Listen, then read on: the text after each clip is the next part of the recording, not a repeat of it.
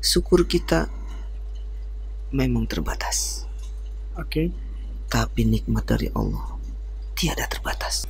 Miniatur apa itu, Ustaz? Miniatur kerajaan musuh berpadu padan dalam memori. Wah, luar biasa. Masya Keren kan Allah. semboyannya? Applause. Dan dompet pun Tidak tidak terbatas.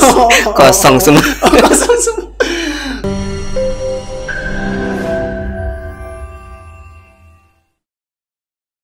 Assalamualaikum warahmatullahi wabarakatuh. Pemirsa Waalaikumsalam ETC TV dimanapun Anda berada.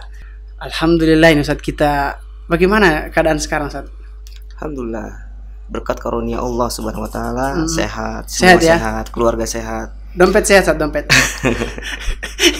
Alhamdulillah, rezeki Allah maha luas. Oh, malus ya. Aman berarti, Ustaz nih. Syukur kita terbatas, tapi nikmat Allah sangat tidak terbatas. Allahu Akbar. Dan dompet pun Tidak tidak terbatas.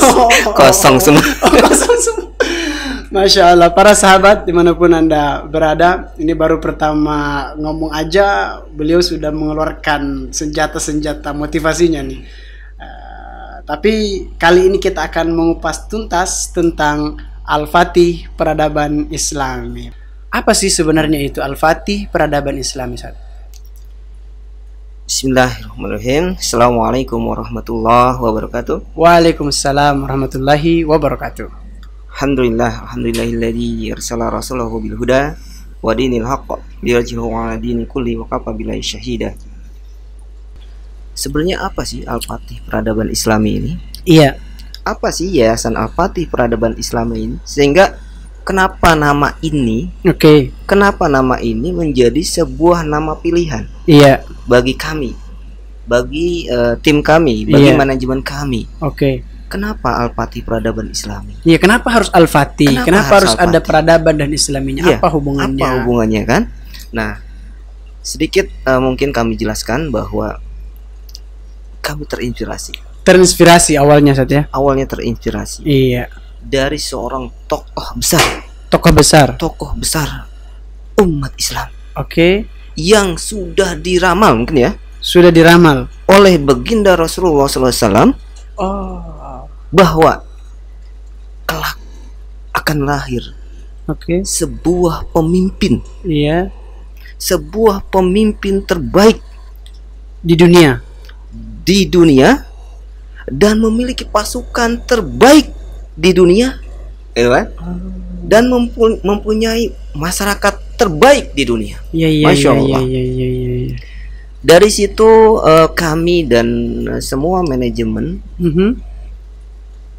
mendapatkan sebuah inspirasi Inspirasi dari dari sosok sosok ini. yang sudah diramalkan oleh Rasulullah. SAW. Tapi ngomong-ngomong, siapa ini, Ustaz nih? Ini tambah penasaran kita nih, Ustaz nih. Nah, ya,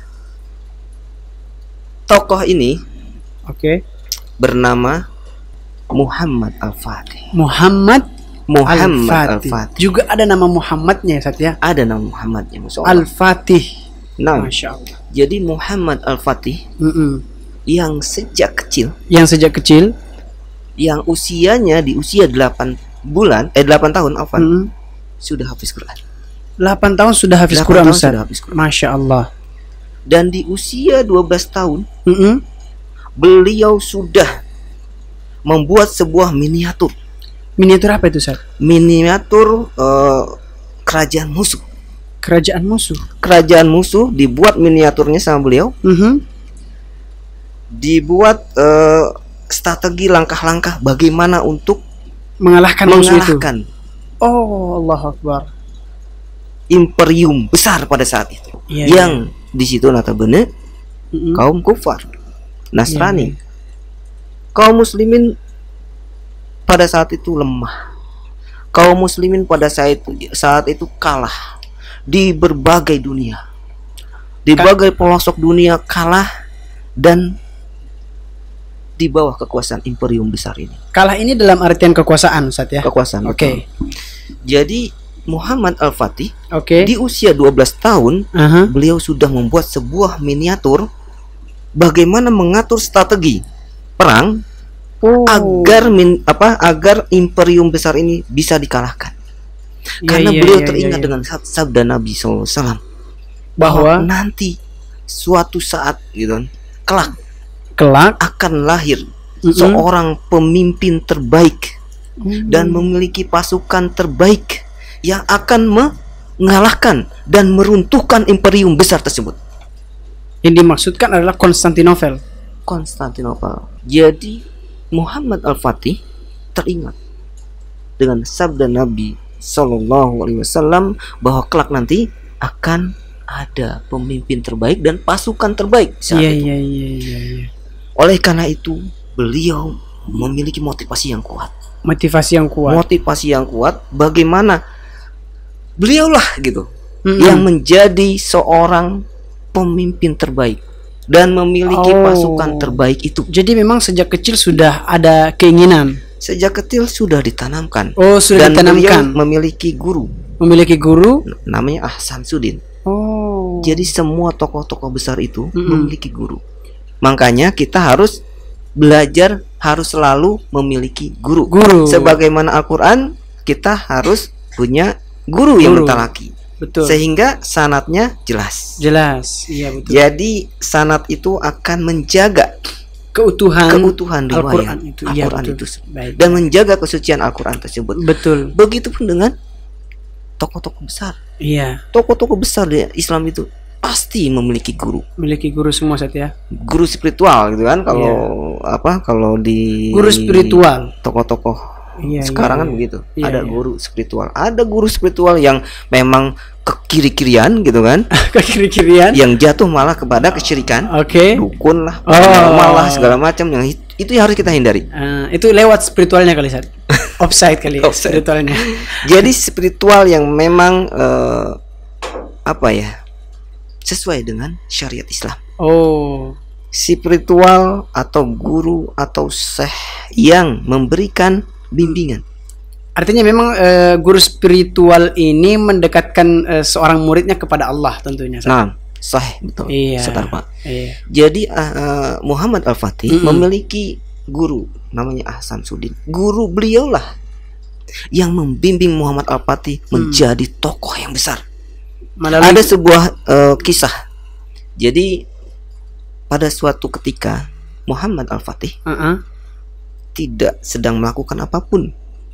Tidak sedang melakukan apapun. Tidak melakukan kesalahan apapun. Tidak melakukan kesalahan apapun. Tidak melakukan kesalahan apapun. Tidak melakukan apapun. Tiba-tiba syekhnya ini, gurunya itu memukulnya.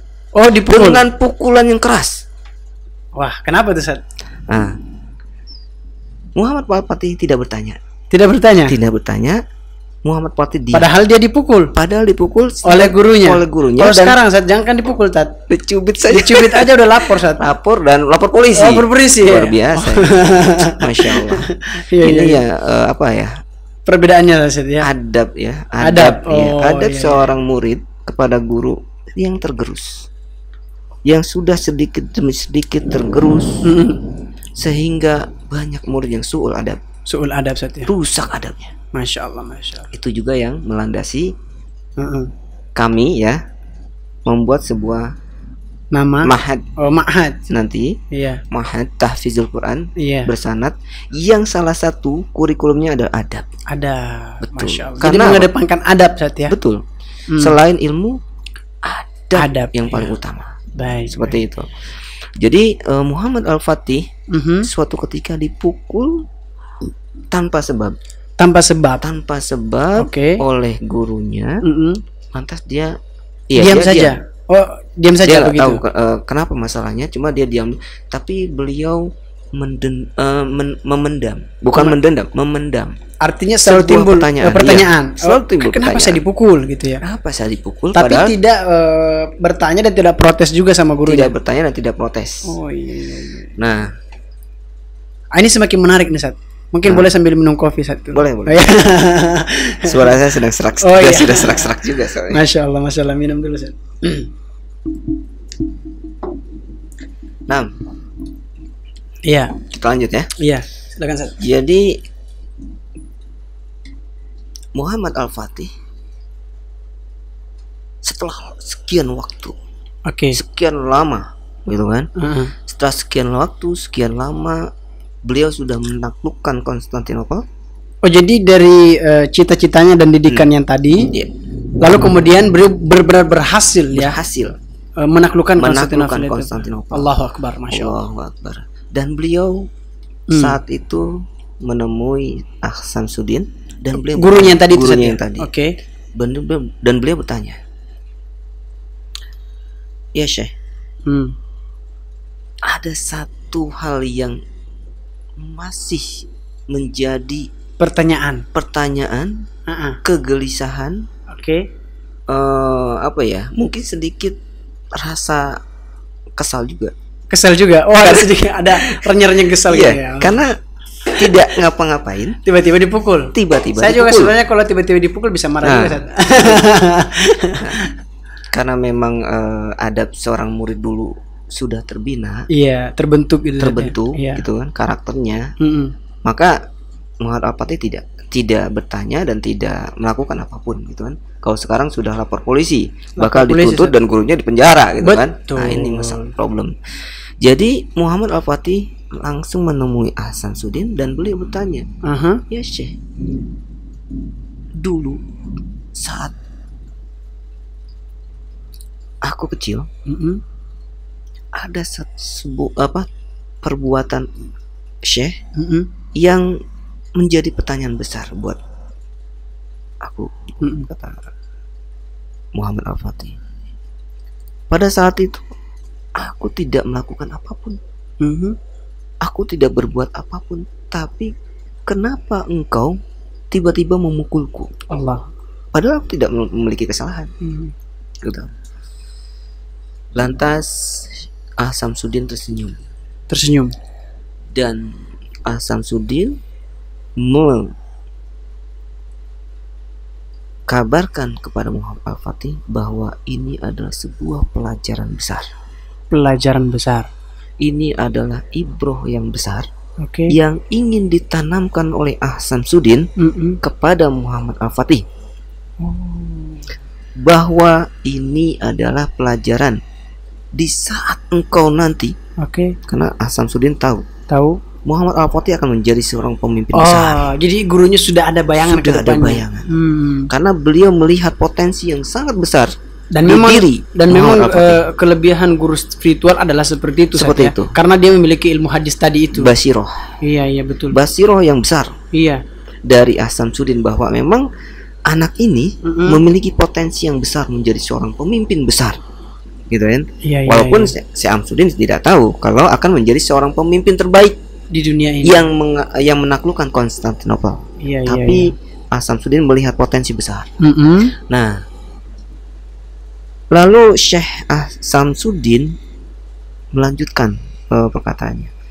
Kenapa saat itu aku memukul engkau?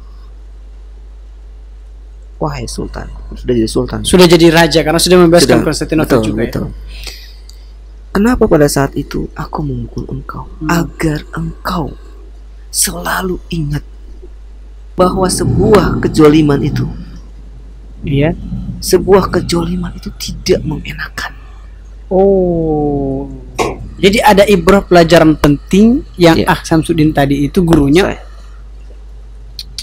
bahwa kezaliman itu Zalim kan ya, memukul Muhammad Al-Fatih tanpa ada kesalahan, sebab, tanpa ada sebab. kesalahan. Iya, Itu sebuah kezaliman. betul. Dan ini menjadi penekanan targib Pelajaran oleh juga ya, Ustaz. pelajaran dari Samsudin Bahwa melakukan sebuah kezaliman itu adalah sesuatu yang sangat tidak mengenakan. Karena saking tidak enaknya gitu ya, walaupun dari kecil sampai dia bahkan sudah membebaskan jadi raja masih ingat. Dan itu menjadi menempa pribadi Muhammad Al-Fatih, menempa dirinya menjadi orang yang adil. Oh, iya, mulai paham sedikit. Ya. Jadi menjadi orang yang Adil. dan tidak berani berbuat zalim. Tidak berani berbuat zalim. Betul. Jadi kalau misalnya kita lihat dari sejarah yang antum sampaikan, Ustadz, memang gurunya ini sudah memberikan pendalaman atau juga pendidikan yang kedepannya Muhammad Al-Fatih sendiri itu dari perasaan itu dia bisa merasakan bahwa kita tidak boleh kalau harus tidak adil misalnya. Kita Zolim. tidak boleh berbuat zolim. Betul, sahih. Dari pelajaran kecil seperti itu Dari saja. pelajaran kecil, dan Masya itu Allah. sebuah pelajaran adab yang agung, adab yang mulia, Iya, iya. sehingga menjadi sebuah penanaman karakter yang bagus, Iya, iya, betul, betul. karakter yang positif, yang diselami, ya, yang meresap ke jiwa seorang Muhammad Al-Fatih, Al-Fatih. Yang akhirnya yang akhirnya dengan beliau semangat dengan ibroh itu, itu, beliau menjadi seorang yang pemimpin yang adil, mhm. dan beliau menaklukkan Konstantinopel. Allahu Akbar. Ternyata Muhammad Al-Fatih adalah pembebas Konstantinopel. Masya Allah, luar biasa sekali Ustaz. Ya.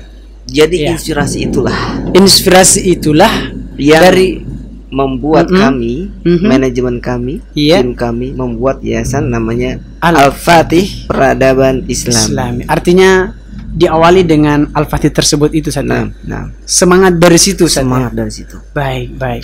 Kami ingin memunculkan Ingin memunculkan tokoh-tokoh besar kembali. yang Bagaimana tokoh-tokoh seperti Muhammad Al-Fatih Allahu Akbar. nanti di Masya akhir Allah. zaman, atau sekarang memang sudah akhir zaman yang kita harus persiapkan gitu. Iya, iya, iya, iya, iya, iya. Baik Ustadz, terima kasih banyak. Tapi sekarang mungkin kita sudah paham Ustadz, bahwa Ustadz ternyata Al-Fatih Peradaban Islami itu memang satu lembaga yang memang berkonsen untuk kemudian melahirkan generasi-generasi terbaik seperti Muhammad Al-Fatih yang berakhlakul karimah dan pejuang yang hebat, bahkan pasukan terbaik di dunia. Kalau begitu Ustadz, apa kira-kira program-program yang langkah-langkah konkret yang Al-Fatih Peradaban Islami akan lakukan? Nah, jadi lembaga kami Iya, sebenarnya memiliki banyak program, banyak program. banyak Ustadz. program. Baik. Tapi skala prioritas yang sekarang kami mulai itu adalah, ya, harapan kami, cita-cita kami, asa kami itu membuka Membuka apa itu Ustadz? membuka sebanyak-banyaknya mahat. Oh, jadi karena ingin melahirkan generasi-generasi seperti Muhammad Al-Fatih Nah. tadi, jadi ingin membuka sebanyak-banyaknya mahat. Sebanyak-banyaknya mahat. Ini Kalau bagaimana bisa- Ustadz kalau ada yang mau kerjasama? Mungkin ada pemirsa yang mau kerjasama dengan dengan Al-Fatih, bagaimana Ustadz? Ahlan wa sahlan wa marhaban. Masya Insya Allah kita bisa sinergi. bisa sinergi Ustadz, ya, Dengan dalam siapapun. tentu dalam pembuatan mahat itu Ustadz, ya. Betul. Nah. Kalau begitu Ustadz, ini kan salah satu program ya Ustadz, ya. Dan mungkin ini yang sangat menarik juga Ustadz, ya, karena terkait dengan generasi. Bisa nggak Ustadz sedikit diulas tentang mahatnya, bagaimana di dalamnya dan sebagainya Ustadz. Jadi Yayasan Al-Fatih Peradaban Islami atau disingkat API, Yayasan API, kita sudah membuka Sudah membuka satu mahat. satu mahat. Jadi sudah ada satu mahat ini. Satu Ustadz. mahat itu Oke. free, gratis. Wah, Masya Allah. Sudahlah isinya Al-Quran, ditanamkan peradaban yang luar biasa seperti itu, gratis lagi Ustadz. Gratis. Dan pembimbingnya Pembimbingnya itu kita datangkan langsung dari Maroko. Allahu Akbar. Masya Allah. Langsung dari Maroko Langsung Ustadz, ya? dari Maroko. Wah, Dan luar biasa. beliau sudah memiliki sanad. Selain Hafiz Quran 30 juz, Qiraah Sab'ah, Iya. dan beliau sudah memiliki sanad Quran. Jadi memang pengajarnya bukan sembarang. Bukan sembarangan, gratis, tapi pembimbingnya berkualitas. Berkualitas. Betul. Dan memang ya sesuai dengan inspirasi tadi kalau begitu Ustadz, ya, bahwa Muhammad Al-Fatih itu memiliki guru, Ya. dan dari guru itu kemudian dia punya semangat yang kuat, Nah. dan gurunya bukan sembarang guru Bukan sembarangan ternyata. guru. Masya Allah, luar biasa. Dan gurunya yang kami datangkan itu, Masya Allah, tawadunya luar biasa. Tawadu Ustadz, ya. Tawadunya luar biasa, adab dan akhlaknya luar biasa, Mm-mm. sehingga setiap kami ya membersamai beliau Aha. itu di setiap perjalanan, Masya Allah, beliau selalu berzikir. Berzikir. Itu yang membuat kami takjub. Gitu. Jadi beliau tuh setiap perjalanan di mobil selalu berzikir dalam perjalanan, Masya Allah. Ini menjadi apa ya, pelajaran buat kami juga yang kadang jarang mengingat gitu. Ya sering Mengingat. kita kadang-kadang mungkin lalai gitu. Betul, Ustaz, ya. betul. Jadi memang mungkin pengajarnya sudah luar biasa Nah, dan terbiasa dengan akhlak seperti itu akhlak Ustaz, yang ya. luar biasa. Dan ini yang mau ditanamkan di Al-Fatih ini Ustaz. Betul. Al-Fatih Peradaban Islami. Masya Allah. Baik, ada Jadi- lagi nggak Ustaz yang bisa diulas tentang Nah, ini? Jadi kami sudah membuka satu mahad namanya Mahad Lauh Qurani. Ma'had Lauh Lauh Qur'ani. Qur'ani. Catat para pemirsa, sahabat dimanapun Anda berada, Mahad Lauh Ma'had Qurani. Lauh Qur'ani. Iya. Jadi Mahad Lauh Qurani ini memiliki program.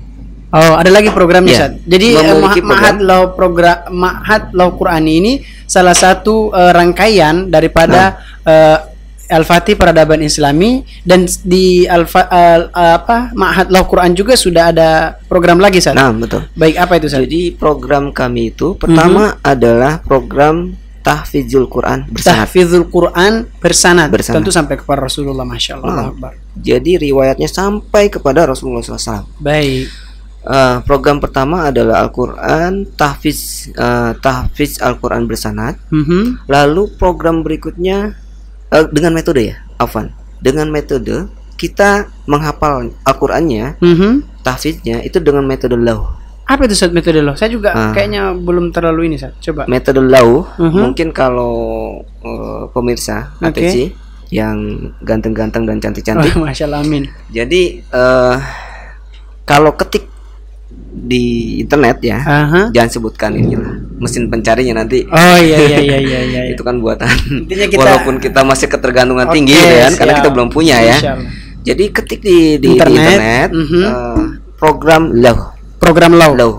LAUH. Lauh. Lauh. Nah. Oke. Lauh. Iya. Nah, program lauh ini kalau kita lihat ya, memang kami juga terinspirasi sebenarnya. Terinspirasi juga. Terinspirasi dari awalnya dari negara Maroko, Oke. Oh iya. Mauritania, Mauritania. Aljazair, Oke. dan beberapa negara Timur Tengah. Ya, walaupun program ini atau metode ini itu sudah ada sejak dulu.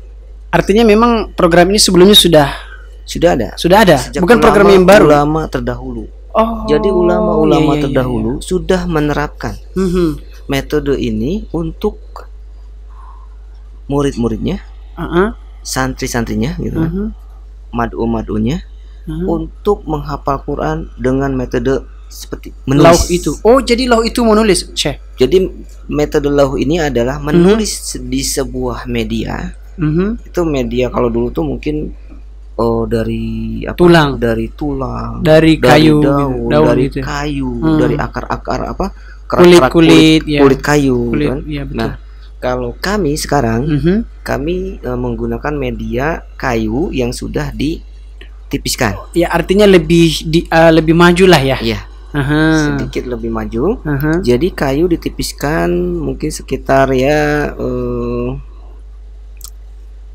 sentian lah ya tipisnya.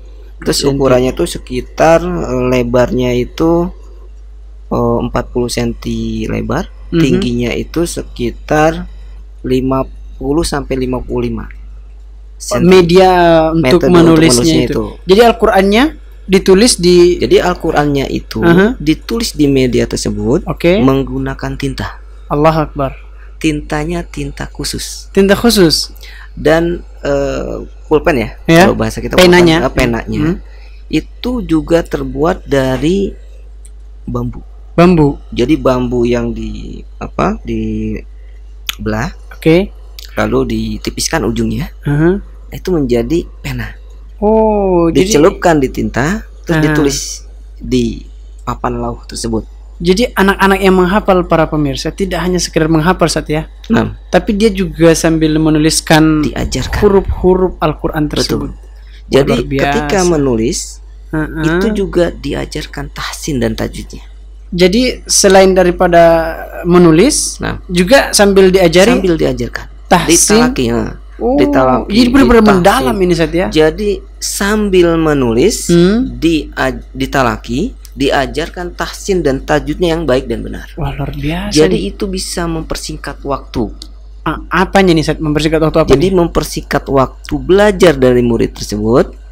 Kalau biasanya ya, jadi murid itu enggak menulis, diajarkan makhrajul huruf, Iya. to gitu kan, Iya. kok gitu, Iya. dan lain-lain gitu ya. Artinya ada fase belajar makhraj, fase menghafal Betul, dan betul. sebagainya. Kalau ini dalam satu waktu sudah terajarkan menulis, semuanya. Sambil diajarkan tahsin dan tajwid. Oh, jadi satu waktu ada tahsin, ada menulisnya, Nah. ada tahfiznya juga. Nah, betul.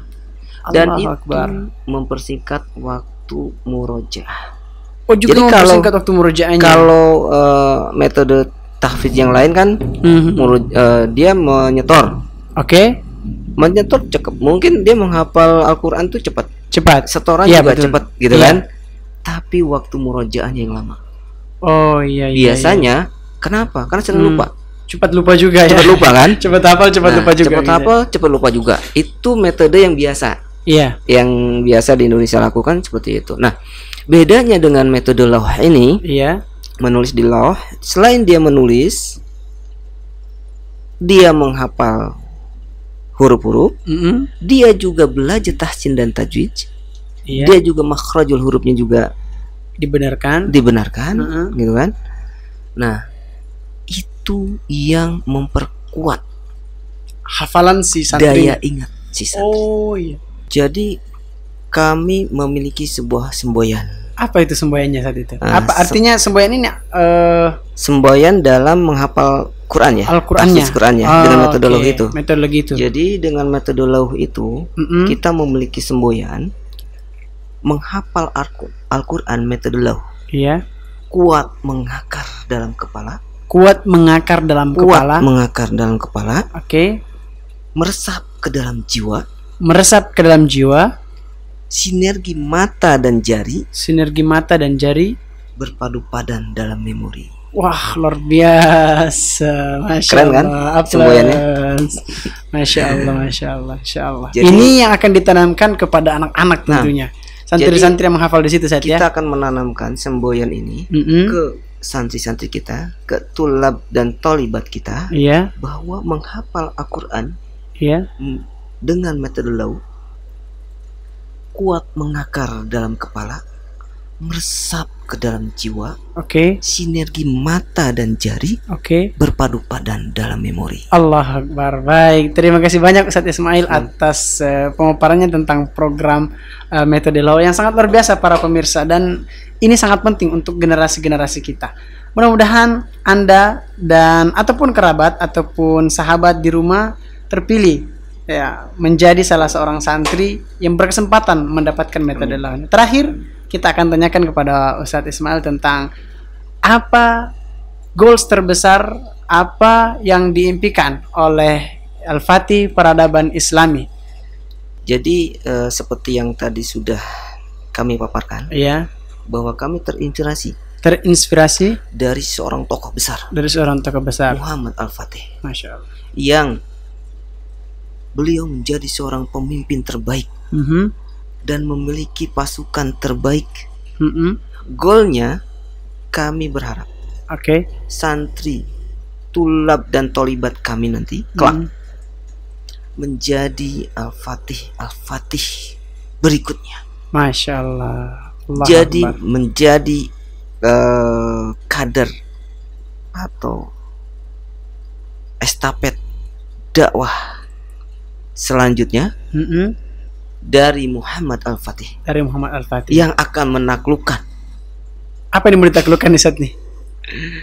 yang akan menaklukkan mungkin ya, Ya. bukan imperium yang besar, Iya. minimal menaklukkan hati-hati yang masih jauh dari nilai-nilai keislaman, Allah Akbar. hati-hati yang masih salah jalan, Salah jalan. jiwa-jiwa yang masih jauh dari nilai-nilai syar'i. Iya. Itu saja dulu kita berharap, Minimal itu saja. minimal itu. Masya Allah. Goalnya nanti mungkin seperti Muhammad Al-Fatih. Allah Akbar. Kita harap. Baik. Tapi selain itu Ustaz, kami kan tadi baru memaparkan satu program. Ada program-program yang lain. lainnya. Maka dari itu jangan kemana-mana karena masih banyak program-program yang lainnya dan tentu bakal menarik lagi. Ini baru satu program, masya Allah luar biasa sekali. Baik Ustadz Ismail, satu penggalan atau dua penggalan kata terakhir, motivasi quote dari Ustadz Ismail untuk para pemirsa dimanapun berada. Syukur kita memang terbatas. Oke. Tapi nikmat dari Allah tiada terbatas. Masya Allah. Itu yang harus kita tanamkan. Walaupun kita syukur kita sedikit, tetap bersyukur. Walaupun kita dilanda ujian segala macam, tapi ingat pasti niscaya Allah berikan nikmatan yang luar biasa nanti. Maka semboyan yang saya tadi sampaikan bahwa nikmat Allah itu tidak ada terbatas. Syukur kita terbatas, tapi nikmat Allah tiada terbatas. Maka jangan berkecil hati. Allah akan memberikan rezeki nikmat dari arah yang tidak disangka. Kalau kita bersyukur. Nah, Masya Allah. Mudah-mudahan pemirsa dimanapun Anda berada bisa mencatat dan mengambil faedah dari kata quotes dari Ustadz Ismail sampaikan. Syukur kita terbatas, tapi nikmat Allah tidak terbatas. Maka selalulah bersyukur baik dalam keadaan sempit maupun lapang. Para pemirsa, sekian dulu untuk podcast kita kali ini bersama Ustadz Ismail. Insya Allah tetap nantikan podcast berikutnya. Wassalamualaikum warahmatullahi wabarakatuh.